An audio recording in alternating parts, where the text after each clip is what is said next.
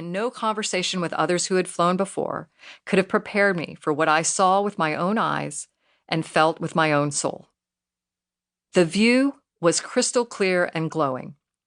The simplest way I can explain it to you is the same way I explained it to my 7-year-old son the first time I called him from space. I told him to imagine he had the brightest light bulb ever, splattered with all of the colors we know Earth to be, and that when he turned it on, it was almost too bright to look at.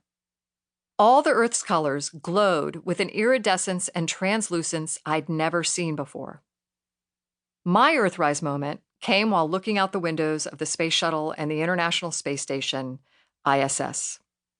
Absorbed in that view of a translucent Earth, I realized something I'd actually known all along. Something I probably learned in kindergarten, in 1968, the same year as the Apollo 8 mission. We live on a planet. I found it strange that this simple truth could be so revelatory. But then again, how often do any of us contemplate its profundity? While it's cool that nearly everyone can see Earthrise every day, the downside is that we seem to have become desensitized to its significance. Since Bill Anders took that first photograph, Earthrise, images of the Earth from space have become ubiquitous. Through the wonders of technology, we see these images in lots of places every day. In advertisements, on flight tracker screens during airline travel, and through apps like Google Earth on our smartphones.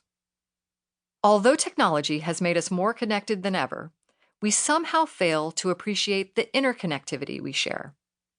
We seem to forget that our interconnectivity makes all of us interdependent. Experiencing Earth as a unified whole is more than an idea for astronauts.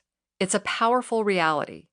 It is a message from the universe, intended not for space flyers alone, but for all humanity.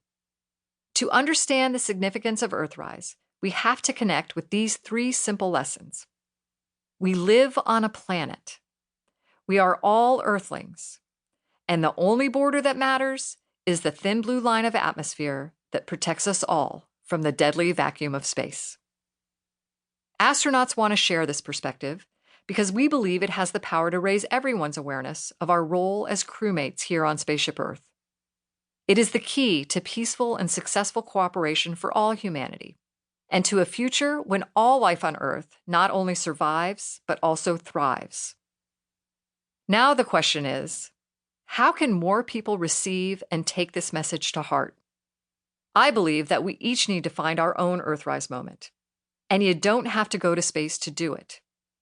An Earthrise moment is any moment that stands out for you and impresses you with a sense of awe and wonder that inspires you in a life-changing way. Here on Earth, we are surrounded every day by opportunities to experience life-changing awe and wonder if we're open to it.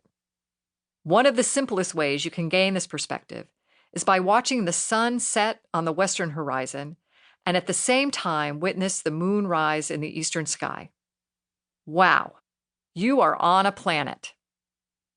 Further, we must take responsibility for our impact on the Earth, our one and only life support system, and for how we care for it. I am not alone in this sentiment. All astronauts, including the pioneers of Apollo, have expressed their own profound feelings of Earthrise awe and our deep and vital relationship with one another and our planet.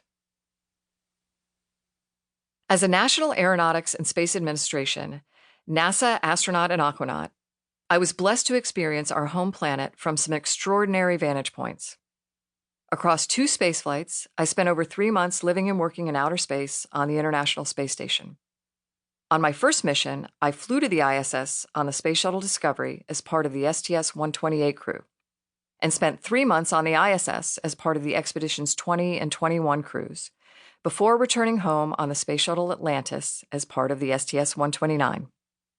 On my second mission, I was part of the STS-133 crew. We flew the final flight of the Space Shuttle Discovery, spending 2 weeks on the ISS, which is not long enough. In preparation for spaceflight, I spent 18 days living underwater on the Aquarius Reef Base, an undersea habitat in the Florida Keys. It was during these experiences that the reality of our planet as our home, as our life